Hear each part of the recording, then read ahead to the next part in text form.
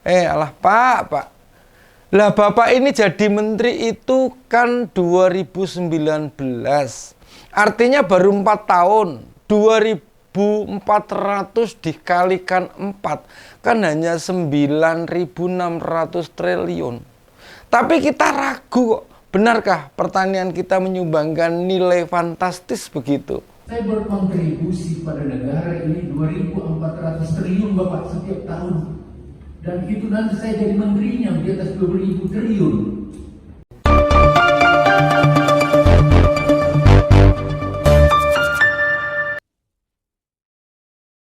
Ya, Ben, ngikuti nggak kasusnya Pak SYL? Ini gimana ya? Koruptor kok bisa-bisanya ngeragas kemaruk atau serakah gitu ya. Tak tahu batas. Rakyat sudah ngerti kelakuannya busuk. Perilakunya barbar, tapi di persidangan mengaku-ngaku loh masih berjasa. Oke lah. Tiap orang pasti punya jasa. Namun dibandingkan apa yang dilakukan di kementerian, orang model begini ya memang tak layak. Jangankan jadi menteri loh, jadi pegawai saja mestinya tak pantas. Cerita soal bagaimana konyolnya cara korupsi Pak SYL. Ya, bikin kita semua geleng-geleng kepala. Dan menyimak dari perjalanan kasusnya. Yang pas ya penjarakan atau kasuskan itu semua satu keluarga. Bukan hanya istri, anak hingga cucu. Masa di persidangan enak saja bilang si anak nggak nanya ortu ngajak umroh tanpa nanya sumber duitnya? Memang mayoritas anak akan percaya saja. Namun kalau bapaknya Pak SYL kita paham menjijikan betul perilakunya. Dan di persidangan yang belum lama mantan petinggi Nasdem ini cerita bila dia punya jasa kepada negara. Ya, Kementerian Pertanian mampu memberi kontribusi sebesar 2.400 triliun per tahun. Nih, malah sudah 20 ribuan triliun toh yang membuat negara untung. Alah Pak. Lah Bapak ini jadi menteri itu kan 2019. Artinya baru 4 tahun. 2.400 dikalikan 4 kan hanya 9.600 triliun. Tapi kita ragu kok. Benarkah pertanian kita menyumbangkan nilai fantastis begitu? Ngarang nih Pak SYL nih. Bila benar pertanian kita tuh menghasilkan duit segitu gede, impor dan kenaikan harga-harga sektor pertanian tidak akan terjadi, bos. Orang ini loh sesungguhnya dibesarkan dan tumbuh dari lingkungan macam apa? Korupsi kok nggak ada remnya sama sekali. Bila pun Pak SYL berkontribusi besar kepada negara, korupsi tetap tidak dibenarkan, nggih mboten, ya kan?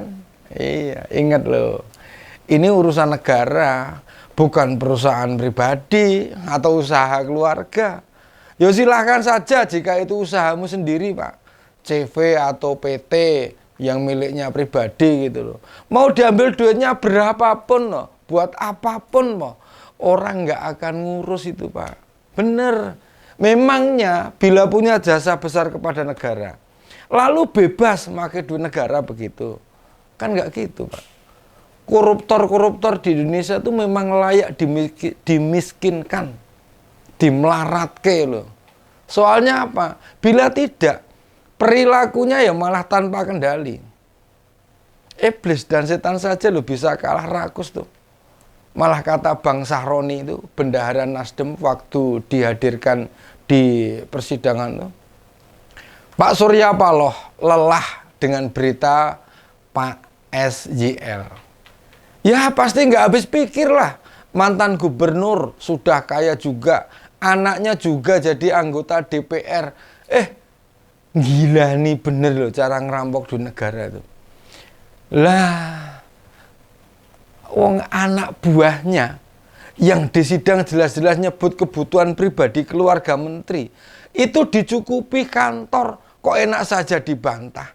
Kami percaya di kabinet sekarang masih banyak menteri yang waras, yang normal, dan yang benar. Menteri yang kayak Pak SYL mungkin hanya satu atau dua. Malah nggak ada, jangan-jangan ya. Mungkin ya Pak SYL ini sendirian malah ini. Dia itu kan mantan PNS, politisi, pernah jadi gubernur juga, dan pasti tahu batasan duit yang bisa digunakan dan buat apa.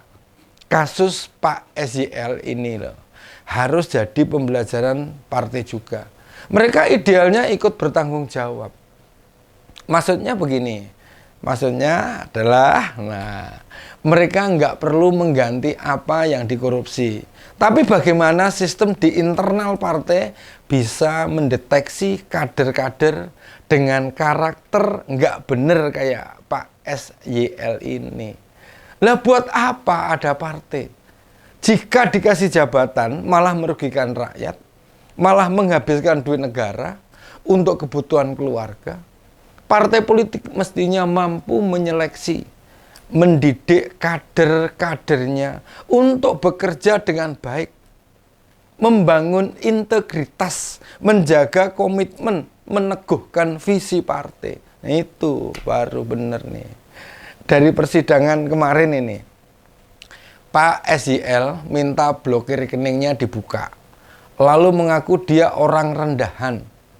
Halah, wis opo kuwi pret. Itu sandiwara saja we, dagelan sing ora tau payu tanggapan we. Meski sudah banyak kendaraan atau rumah yang disita loh. Siapa yang yakin semua sudah diamankan negara? Siapa yang menjamin tidak ada aset yang belum dilacak? Uniknya ya, yang model beginian kok nggak dilaporkan dari awal. Anak buahnya loh sekelas dirjen nggak berani melawan. Ini adalah sesuatu yang salah. Jika ada praktek-praktek yang menyimpang, bukankah semestinya para dirjen itu bisa melakukan sesuatu? Misalnya nih, melaporkan ke KPK, ke kejaksaan, ke kepolisian, dan lain sebagainya. Atau justru keterlibatan Pak Firly yang memeras menteri senilai 50 miliar, itu justru bentuk bocoran perilaku Pak SYL ke KPK. Nah itu entahlah itu, Allahu alam, kita nggak tahu ya. Soalnya membahas kasusnya korupsi di Indonesia ini seperti kita masuk ke hutan belantara loh, di tengah malam, bukan hanya gelap gulita, tapi tidak ada jalan sama sekali, sehingga memang tidak ada gambaran. Uang yang dikorupsi itu 44,5 miliar. Mayoritas dipakai kepentingan pribadi dan keluarga. Uang kotor itu nggak sampai 1 miliar mengalir ke partai. Ini memperlihatkan manusia itu pada dasarnya serakah, brutal, beringas, kecuali manusia-manusia yang masih bisa mengendalikan diri. Nggak kebayang juga istri, anak maupun cucu. Masa iya sih nggak memperhatikan apa yang dilakukan Pak SYL? Ini nggak benar. Kan jelas-jelas posisi dia menteri. Keluarga nggak bisa sembarangan intervensi ke pegawai Kementan. Gimana logikanya? Anak sampai bisa minta bayarin uang sound system, skincare. Cucu juga minta digaji.